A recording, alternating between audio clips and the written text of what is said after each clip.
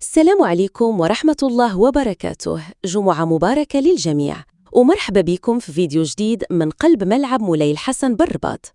في هذا الفيديو ناخدكم معنا في جولة ميدانية حصرية لمتابعة آخر مستجدات مشروع إعادة تهيئة هذا المعلم الرياضي الكبير الذي يشهد اليوم مرحلة جديدة من الأشغال.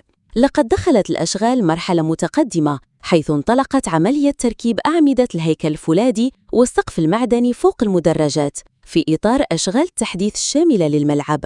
هذا التطوير يهدف إلى رفع مستوى البنية التحتية لتواكب المعايير الوطنية والدولية وتوفير أفضل الظروف للفرق والجماهير.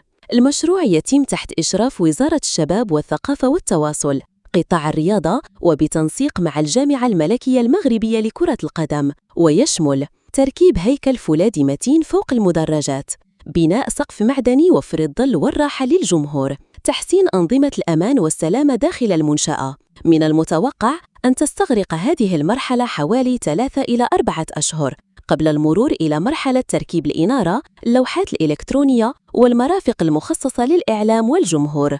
ملعب مولاي الحسن معقل نادي الفتح الرباطي يتحول اليوم إلى منشأة رياضية حديثة تواكب طموحات الرياضة الوطنية وتستعد لاحتضان مباريات وتظاهرات من المستوى العالي. هذا المشروع الكبير برؤية مستقبلية يؤكد التزام المغرب بتطوير البنية التحتية الرياضية والرفع من جودة الملاعب في مختلف المدن.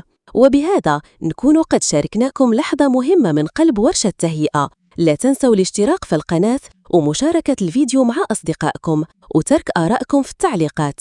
إلى اللقاء في فيديوهات قادمة من قلب الميدان لننقل لكم كل جديد. في أمان الله.